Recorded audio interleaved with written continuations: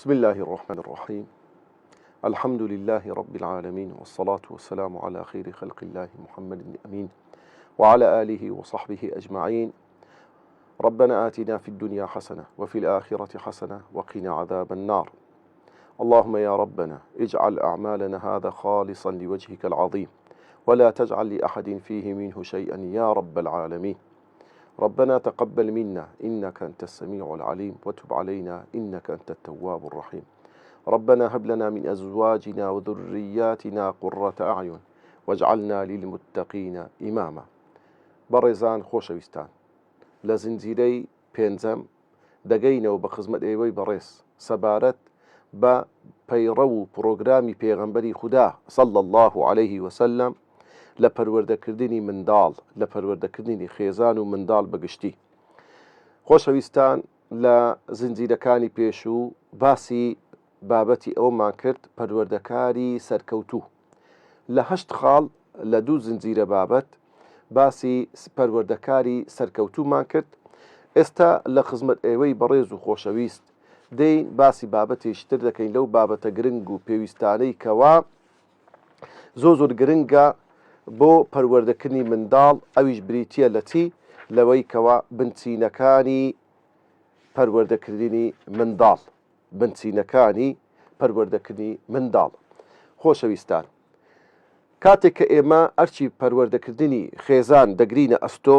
و بە تایبەت منداڵ بە شێوەیەکی تایبەت، هەندێک بنچینە هەیە پێویستە هەموو دایک و باوکێک، هەموو مامۆستایەک، هەموو کەسێکی گەورە لە ئاسکەسی لە خۆی نزیمتر ڕەچاوی بکە. ئەو بنچینانە خوای گەورە سوبحانەه وتەعالا لە چەندین ئاەتی قورئان باسی کردووە و پێغەمبەری خوا صلی الله عليه وسلم بە شێوازێکی کردداری جێبەجێ کردیان. ئەو بنچینانە بریتیە لە چەند بنچینەیەک. بنچینەی یەکەم کە زۆر گرنگە، ئەویش بریتیە لەوەی کەوا بەدەمەوە چوونی مافی منداڵ، یعنی جێبەجێکردنی مافەکانی منداڵ لەسەر دایک و باوک. خۆشەویستان، ئەگە سەیر بکەیت خوای گەورە سوبحانەه وتەعالا کە ئەو بوونەوەرەی هێناوەتە بوون، تەماشا دەکەی خوای گەورە سوبحانەه وتەعالا هەموو ژیانی مرۆڤەکان بەگشتی لە بەینی دووشتدایە، ئەرک و ماف. بۆیە خوای گەورە سوبحانەه وتەعالا تا لە خۆی ذاتی خۆی پیرۆزی خۆی خوای گەورە نێوان خۆی و بەندەکانی ئەرچی داناوە و هەروەها مافی داناوە. کەواتە هەر کاتێک ئەتوو داوای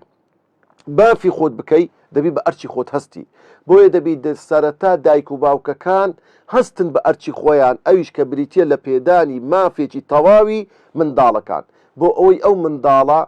ببێتە مای چاوڕوونی بۆ دایک و باوکی. مافی منداڵ زۆر گرنگە، یعنی تەمەشا بکە ئینسان دەبێت ڕەچاوی ئەو مافانەی بکە کە لە سەرەتی بۆ پەروەردەکردن و دروستکردنی منداڵێکی ڕاست و تەواو و چاک، بۆ ئەوەی کەوا لەبەری بەحەسەوە. بەڕێزان، ئەگە سیر بکەین تەماشا بکەین، گرنگترین ماف ئەوەیە دایک و باوک پێویست و واجبە لە سەریان منداڵەکەی خۆیان پەروەردە بکەن لەسەر خودا ناسی، خوای بناسن سوبحانەه وتەعالا. ئەو منداڵە فێری ئەوەی بمافی خوای گەورە بدا سوبحانەه وتەعالا، خۆشەویستی خوا و پێغەمبەر صلی الله عليه وسلم، خۆشەویستی کەلامی خوای گەورە کە قورئانە، خۆشەویستی پێغەمبەر و ئال و ئەصحابی پێغەمبەر لە ناودڵی دروست بی، بۆ ئەوەی منداڵێک بی ڕنگدانەوەیەکی مسلمانانەی لەسەر دەرکەوێتن. لۆیە تەمەشا بکە، ئەگە سیر بکەی خوای گەورە سوبحانەه وتەعالا لە قورئانی پیرۆز باسی یەکێک لە پیاوە حەکیمەکان کە بەڕای زۆربەی زۆرینەی زانایان یەکێکە لە پێغەمبەران، ئەویش لوقمانی حەکیمە. بەڵێ بەڕێزان و خۆشەویستان، لوقمانی حەکیم نەسیحەتی کوڕەکەی دەکا بەوەی لا توشرک بالله، شەریک لە خوای گەورە بڕیان مەدە. کەواتە ئەرچی سەر هەموو دایک و باوچێکە پەروەردەی منداڵەکەی بکە، مافی منداڵەکەی بدا لە خودا ناسی. ئەوە ئەرکێکی زۆر گەورەیە. هەر منداڵێک خوای ناسی بڕواتان هەبی خۆشی دەناسی، هەر کەسێک قەدر و قیمەتی خۆی ناسی ئینجا مافی خەڵکانیش پێشێل ناکە، ڕێزی داک و بابی خۆی دەگری. لە دواییدا لوقمانی حەکیم دەفەرمێ یا بونەیە ئەقیمی الصەڵاه، ئەی ڕۆڵە گیان نوێژەکانیشت بکە. نوێژ پاک و خاوی نییە، نوێژ چاڵاچیە، نوێژ دڵ و پاکردنەوەی دڵ و دەروونە، نوێژ نزیکبوونەوەیە لە خوای گەورە سوبحانەه وتەعالا. لە پاشان ئینجا چەند نەسیحەت و ئامۆژگاریەکی کەی دەکە کە لە ناو کۆمەڵگەدا کەسێکی ڕاست و چاک و کەسێکی وابی کە خاوەنی کەسایەتێکی باش بیتن. پێی دەفەرموێ ئەی ڕۆڵە گیان ولا تصعر خدك للناس يكيشتل يقل نصيحتكاني تري لود برزي من وينا لنا وخلشي بل بفيزو تكبره ولنا وخلشي دا مرو ولا تصعر خدك للناس ولا تمشي في الأرض مرحا لنا لسر زويدا مرو بلود برزيو بتكبره بزانة مشاكل كواتا خوش ويستانو بريزان إنسان دبي قرنترين ما في خواهي قولي سبحانه وتعالى دايكو باوك بيوستا ما في دين داري خوا ناسيني خوا بمن داركي ما في شي زوزور قرنقا إنزا خوش ويستانو بريزان تمشاكل يكيشت اللوانا إيما دبي بزاني لەناو کۆمەلگا لۆ پێگەیاندنی کەسایەتیەکی ڕێک و پێک لۆ منداڵەکەت پێویستە هەموو مافەکانی تری لۆ جێبەجێ بکەیت سیر بکە سەهلی کوڕی سەعەد ئەو حەدیسەمان لۆ دەژێڕتەوە دەفەرمێ جارێکیان پێغەمبەری خودا صلی الله عليه وسلم لە مەجلیسێک دانیشتە بوو لەو مەجلیسەدا کۆمەڵە خەڵکێکی زۆری تێدا بوو لە دەستە ڕاستی منداڵێکی بچووک گچکە بوو کە هەندێکیان دەڵێن فەضلی کوڕی ئیمامی عەباس بووە منداڵێکی تازە پێگەیشتووە لە دەستە چەپی پێغەمبەری خودا صلی الله عليه وسلم کۆمەڵە پیاوێکی بەتەمەنی بە ساڵاتچووی ڕیشسپی لە دەستە چەپی پێغەمبەری خودا صلی الله عليه وسلم لەو کاتەدا ئاوێک پشلەمەنیەک شیرە ئاوە شتێکە دەینن تەوزیع دەکەن دابەشی دەکەن بەسەر خەڵکی مەجلیسەکە پێغەمبەری خوا چەند ڕێز لە منداڵێک دەگری کە خاوەنی مافە دەبی لە دەستە ڕاست دەست پێ بکرێ مافی منداڵەکەیە یەکەم کەس ئەو ئاوە بخواتەوە بۆیە پێغەمبەری خوا ڕووی لەو منداڵەکەت فەرمووی ئەتەئذەن لی ئەن ئوعطیە هؤلاء ئەی ڕۆڵە گیان ڕێدەدەی ئەو ئاوەی کە ئێستا مافی تووە یەکەم کەس بیخۆیەوە بیدەم بەو کەسانێکەوە کەسانی بەتەمەنن کەسانی بە ساڵاتچوون ڕێم پێدەدەی لە ڕیوایەتێک هاتووە کە دەفەرمی ئەو منداڵەوتی بڵێ ئەی پێغەمبەری خوا بە مەردێک دوای ئەوەی ئەتو ئاوەکەت خواردەوە بەرماوەکەی تو ئەمن بیخۆمەوە لەبەر بەرەکەت ئەها منداڵێک ئاوا پەروەردە بکرێ چەند هەست دەکا بە گەورەی پێغەمبەر صلی الله عليه وسلم بە پیرۆزی پێغەمبەر صلی الله عليه وسلم کە ئەو حەدیثە ئیمامی بوخاری و مسلم هێناویەتیەوە اینجا بەڕێزان و خۆشەویستان کەواتە بەڕاستی ئەگە سەیر بکەین منداڵ مافی خۆیەتی ڕێزی لێ بگیرێ مافەکانی پێشێل نەکرێ و یەکەشتر لەوانە تەمەشا بکە کاتێک منداڵ ڕەخ نەدەگری کاتێک منداڵ داوایەکی حەقی خۆی دەکاتن نابی داکوم باب دەوکوتی بکەن لە سەرزەنشتی بکەن بەردەوام وای لێ بکەن کە ئەو منداڵە نەتانی دوو کەلیمە قسەش داوای خۆی بکاتن لە دایک و باوکەکەی لۆیە تەمەشا بکە لە غەزای ئوحد یەکێک لە منداڵەکان هاتە خزمەت پێغەمبەری خوا صلی الله عليه وسلم ڕەخنە دەگری لە پێغەمبەری خوا صلی الله عليه وسلم فەرمووی ئەی پێغەمبەری خوا صلی الله عليه وسلم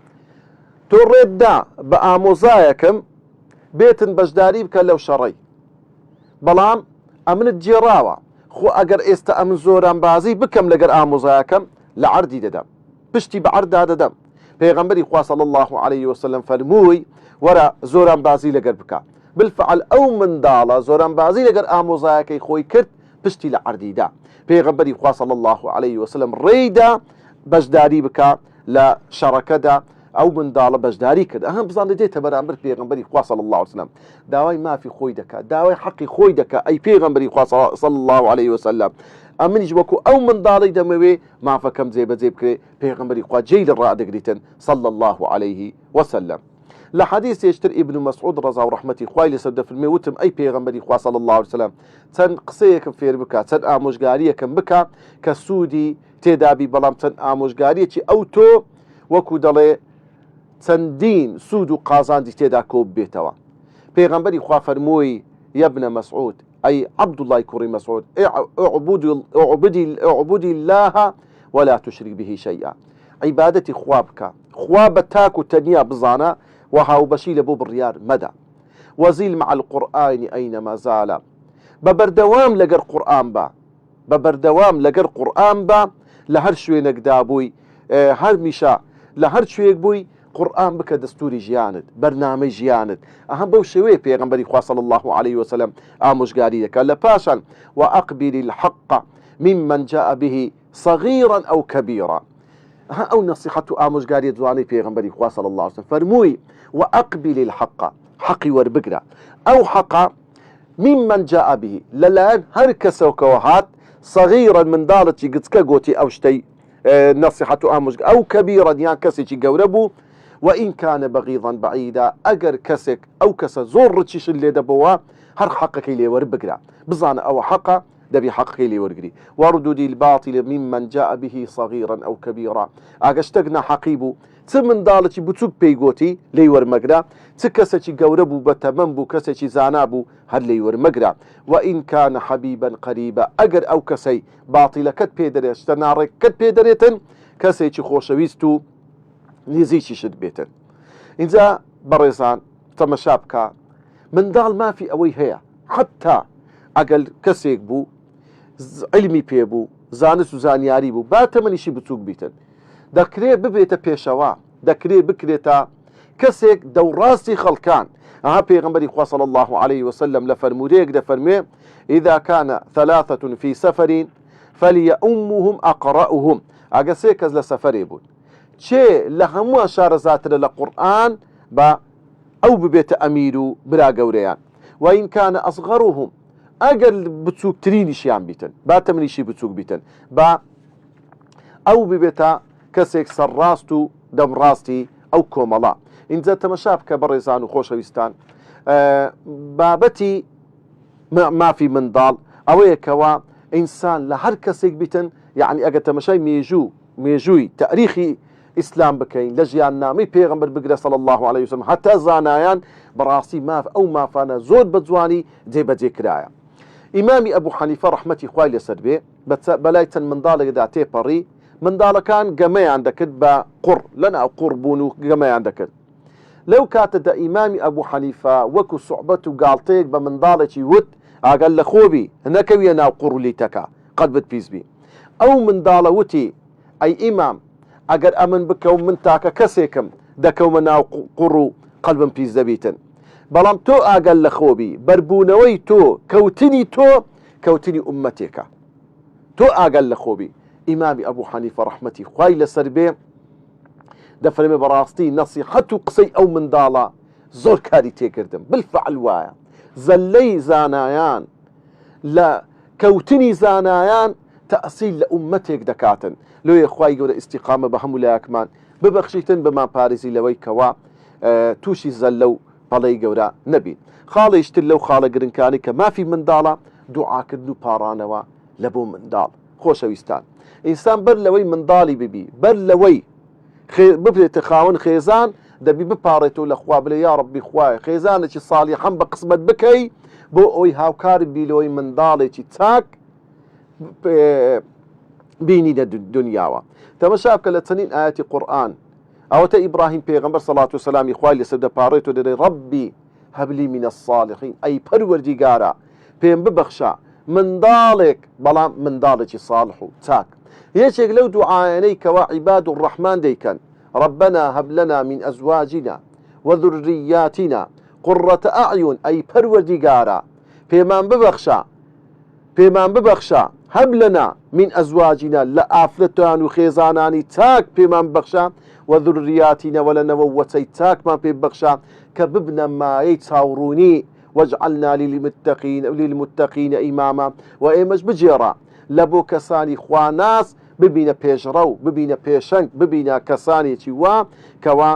خەڵک چاومان لێ بکەن لۆیە تەمەشا بکە دوعاکردن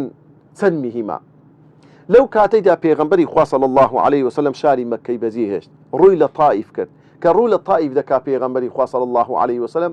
ڕەنگە زۆرانمان بیستیتمان کە چیان بەرامبەر بە پێغەمبەر کرد شار بەدەریان کرد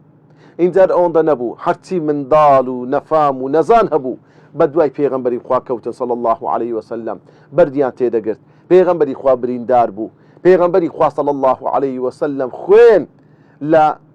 سۆلەکەی ناو پێڵاوەکەی دوو لە ڕووتان دەهاتە خوارد لەو کاتەدا خدای گەورە جوبرائیل دەدێری لەگەر مەلائیکەتی چیاکان ئەی محەممەد المستەفا صلی الله عليه وسلم ئەگەر ئەتو ئەمر بفەرمووی و ئەتو ئەمر بکەی خوای گەورە داوە